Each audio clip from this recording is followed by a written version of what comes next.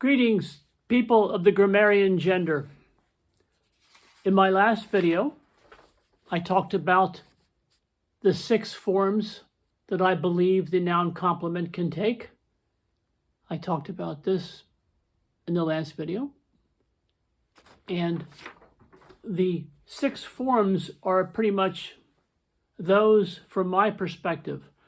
The first 3, prepositional phrase, infinitive phrase, noun clause, are common and traditional.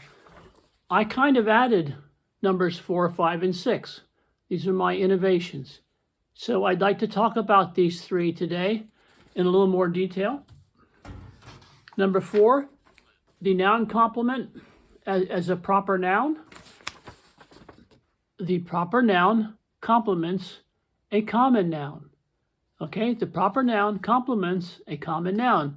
My example sentence was, my sister Jenny is athletic. Here's your noun, and here's your noun complement. Now, as I said before, in traditional grammar, most people would call that an appositive, but actually it's not. I explained that in detail earlier. So here's a sample sentence. Let me read that to you. It's a long one. My business residence, Boston, is close to my family home, Providence, but my business residence, Paris, is my favorite. Now, the sentence is a little clumsy, but I'm trying to make a point here. Okay? My business residence, Boston, okay? One of my business residences is in Boston, is close to my family home, comma, Providence, comma. So you see that's an appositive. There's only one family home, only one.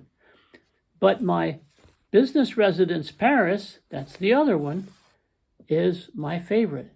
So if you look at that sentence, it's a long one, you'll see that the noun complement Boston is complementing the word residence.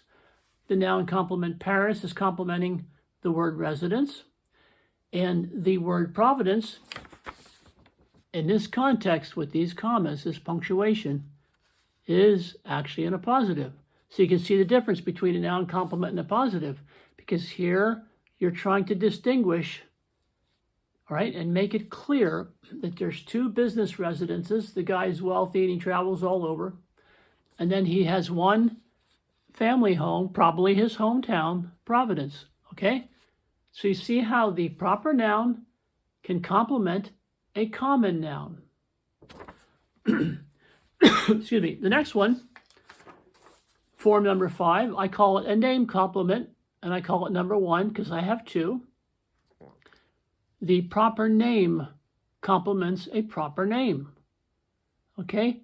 Jenny Lynn Keller. Jenny is the proper name. Lynn is the noun complement. It complements this proper name here. You see John Fitzgerald Kennedy. You see the noun, and the complement is Fitzgerald. And that's pretty straightforward, pretty simple. You can think about that for a while, but I think over time you'll kind of like it. All right. Form number 6, I call it name complement also, but I call it number 2. In this case, all right, the proper name or the compound proper name complements a family name. So here you here you have Jenny Keller. All right. Here you have Jenny Lynn Keller, and here you have Kitty Keller. That's kind of a nickname, all right? But you see here, this name, all right, complements this complements this, and this complements this. All right. Now that's interesting. You have to hold that thought, keep that thought in mind, because that will lead you, that will take you into this discussion. This is a little weird part. I talked about this before, about you have a noun complement here and here, and it can't be in a positive because you have to differentiate between the 2 Jennys, okay? You see, the noun complements have to be restrictive because there are more than one Jenny Keller. Okay, we talked about that. and here's different forms of Jenny's name. But we asked, where did this kitty come from?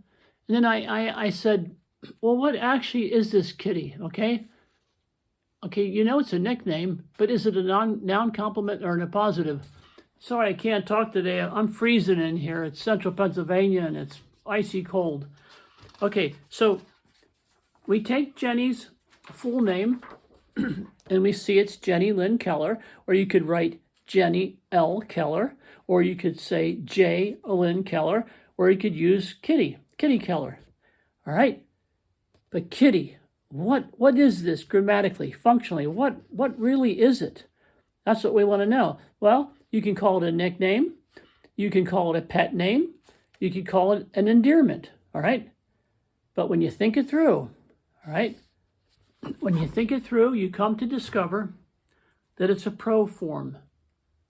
It's standing in for or referring to something else. Kitty, of course, is referring to Jenny Lynn. All right, so it's a proform, and it's a free proform. It's free because it can be used in sentences where there's no referent. You could say Kitty, but nowhere is the phrase Jenny Lynn noted. So it's free. You can use it almost anywhere in your writing or your discourse, okay? So you see what we have now. We've identified the word kitty as a proform. But it's not a noun complement or an appositive until it's used in a suited context, okay? Now watch this.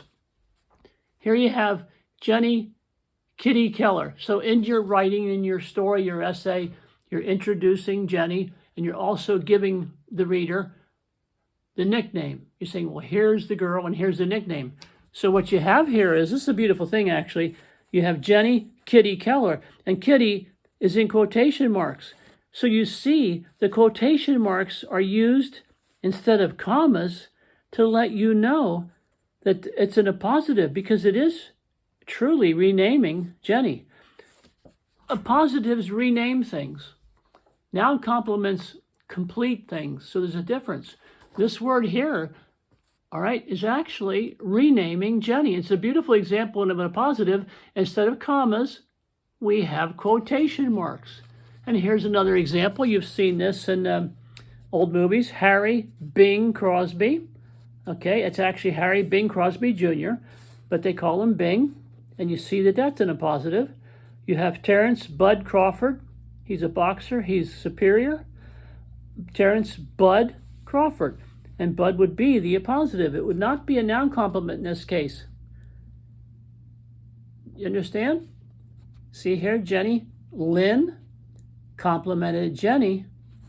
But down here, it's an appositive because you're using punctuation, right? And you're using the word kitty in a different context, okay? I think I made that pretty clear. I'm doing my best. Now, some people who really know grammar, people who actually have educations and college degrees and all that, they would watch this and say, this guy's stupid. He's saying things that aren't true. Well, maybe so. But I think that the noun complement does indeed have those 6 forms, that no one ever noticed it, because you won't hear this anywhere else. Not only that, but could the noun complement have yet another form? Well, you know what? Some people on the internet, I went on there and I read many sites, web pages, and they say that there could be a 7th form, because some people think the relative clause is a form of noun complement, and it kind of is. It kind of is. Now, in my videos, I call them distinction phrases and distinction clauses. It's a far superior term, but the point is they do actually think that the relative clause could actually function as a noun complement. And my answer to that is kind of yes and kind of no. But that's a whole nother topic, and I'll either do a video on it or just let it go. But for right now, I'm saying no, I'm not including the traditional relative clause in this study. So I stick with the 6 forms, 3 of which are traditional. These 3 I have introduced, and I hope someday that they are embraced and accepted. And that's about it. So thanks for being incredibly patient, and I hope your mind opened up and you understood what I was saying. Good night.